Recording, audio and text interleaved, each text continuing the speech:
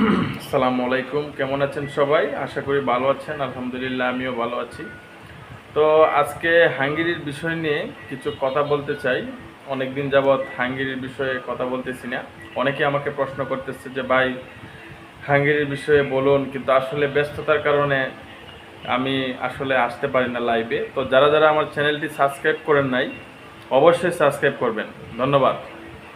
তো হাঙ্গেরিতে আমি প্রথমেই বলবো, বর্তমানে যারা এম্বাসি অ্যাপয়েন্টমেন্ট নেওয়ার জন্য অপেক্ষায় আছেন বা নেবেন, আসলে কাজ খুব স্লো হচ্ছে।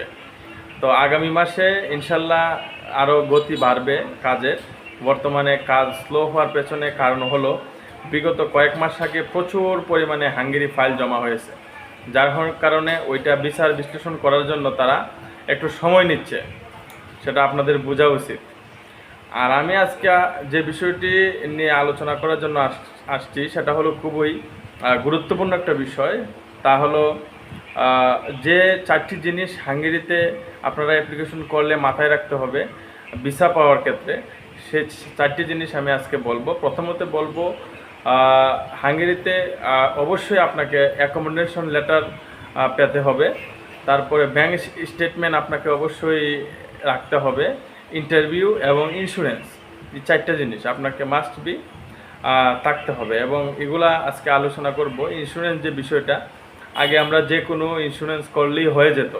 বর্তমানে অ্যাম্বাসির কর্তৃক যে ইমেলটা আসছে সেটাতে দেখতে পারলাম যে আসলে ইন্স্যুরেন্সটা অবশ্যই একটা ভালো একটা ইন্স্যুরেন্স কোম্পানি হতে হবে। সেনজেন ভুক্ত যে ইন্স্যুরেন্স, মানে যেগুলোতে আপনাকে ইন্স্যুরেন্স নিলে আপনার কার্যকারিতা এবং এটা ভ্যালিড হবে ওই রাষ্ট্রেতে, সে ইন্স্যুরেন্স থেকে আপনাকে নিতে হবে। অবশ্যই ইন্স্যুরেন্স ব্যাপারে যদি কোনো প্রশ্ন থাকে আমাকে বলবেন, আমি আপনাদেরকে বলে দিব কোন ইন্স্যুরেন্স থেকে আপনারা ইন্স্যুরেন্স করবেন। আর দ্বিতীয়ত হলো অ্যাকোমোডেশন লেটার। অ্যাকোমোডেশন লেটারটা খুবই ইম্পর্ট্যান্ট। আপনি এক জায়গায় চাকরি করতে গেছেন, ওইখানে যদি আপনার থাকা খাওয়ার ব্যবস্থাটা ফুলফিলভাবে না হয় সেক্ষেত্রে তো হচ্ছে না। আপনাকে এম্বাসি একটা ডাউট ফিল করবে, আপনাকে ভিসা দিবে না। অ্যাকোমোডেশন লেটারটা উপর নির্ভর করে আপনার ভিসা।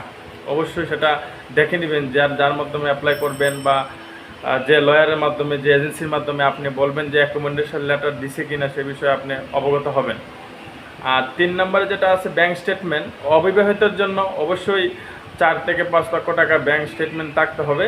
আর বিবাহিত যারা আছে অবশ্যই 5-7 লাখ টাকা রাখলেই হবে। একটা ব্যাংক স্টেটমেন্ট জাস্ট শুধু রাখবেন। অনেকে আছে ব্যাংক স্টেটমেন্ট রাখে, আবার এম্বাসি ফাইল জমা দেওয়ার পর স্টেটমেন্টটা তারা ব্যাক করে নিয়ে আসে কারো মাধ্যমে, বা কেউ যদি পাঠায় ওনার অ্যাকাউন্টে সেটা রাখে। আবার ফাইল জমা দেওয়ার পরে আপনারা অপেক্ষা করবেন ন্যূনতম 6 মাস ভিসা হাতে আসার আগ পর্যন্ত ব্যাংকে আপনারা টাকাটা অবশ্যই রাখবেন।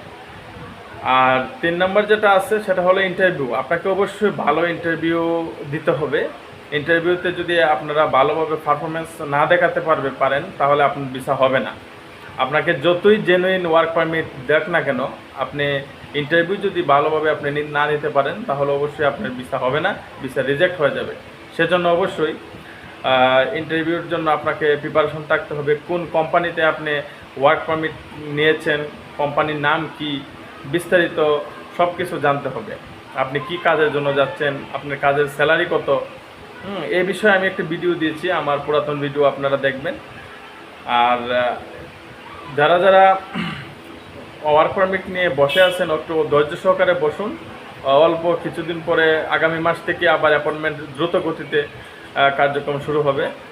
তো সে পর্যন্ত অপেক্ষায় থাকুন। যদি কোনো প্রশ্ন থাকে ওয়ার্ক পারমিট নিয়ে বা যে কোনো বিষয়ে আমাকে নক করবেন, আমি আপনাদেরকে উত্তর দিতে প্রস্তুত। তো ধন্যবাদ। আসসালামু আলাইকুম। যারা যারা আমার চ্যানেলটি সাবস্ক্রাইব করেন নাই অবশ্যই সাবস্ক্রাইব করবেন।